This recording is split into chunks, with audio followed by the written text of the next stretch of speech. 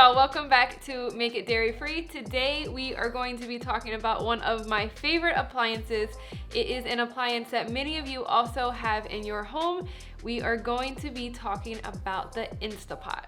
Now, even though you may have one in your home, you may or may not have broken it out of the box yet. So what I want you to do is go ahead, right this second, leave a comment below and tell me after watching this video that you are going to open the Instapot and you are going to try this recipe, okay? Go do it, come right back. Okay, now I'm not without fault here, y'all. I took over a year to open our Instapot, but now I use it almost every single week. Sometimes I use it more than one time a week, but I even have a friend who took over 2 years to open her Instapot. So I know this is a common thing. I know for me, I was terrified that I was going to blow something up or something was going to explode in our kitchen. I really believe that this is one of the greatest appliances ever, and if you don't have one, go ahead and put it on your wish list because you are going to want to make this recipe as soon as you see us make it. So today we are going to be showing you how to use the Instapot to make a vegan version of dirty rice. If you have never heard of this dish, it is a Louisiana Creole inspired dish,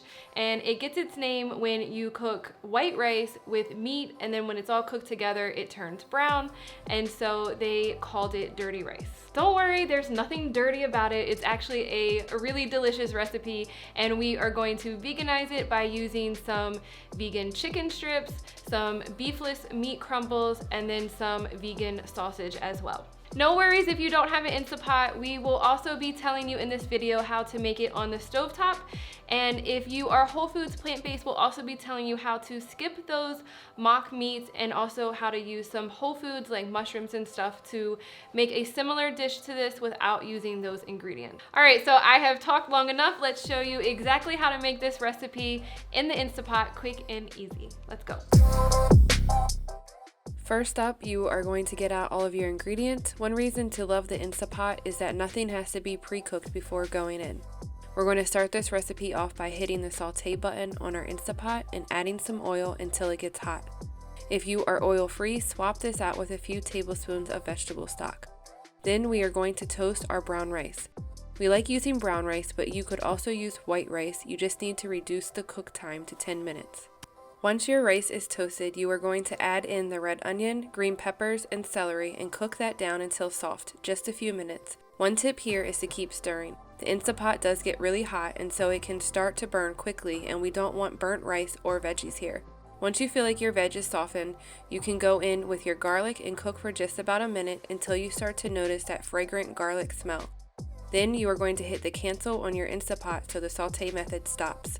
Then add in your spices. We are going to use Creole spice here, but if you have trouble finding it, you can swap out for the same amount of Cajun spices. Cajun features more pepper flavor, whereas Creole hits more herbs, but either will still work in this recipe. Finally, adding in your 3 vegan meat subs, the classic dirty rice ingredients there. However, if you're plant-based, you can mix it up with some beans, mushrooms, or even tofu depending on your preferences. Finally, add some veggie stock and bay leaves and make sure you push all your ingredients down under the vegetable stock before putting the lid on. Make sure that your valve is set to seal, and then we are going to manually cook this meal for 25 minutes. Tip: if you don't have an Instapot, you can make this on the stove with some pre-cooked rice and a large skillet. We've included those instructions in the post. Once the time is done, carefully quick release the valve, but don't take the lid off. Let the lid sit for 10 minutes before removing. Trust us here, don't rush the goodness, it's coming, we promise. Stir it up, remove the bay leaves, and spoon it out into bowls. We love topping this with some green onions. This is a great meal for meal prepping, having friends over, or just a weeknight family dinner. Thanks for watching, and make sure you like this video and leave a comment if you want to see more Instapot recipes.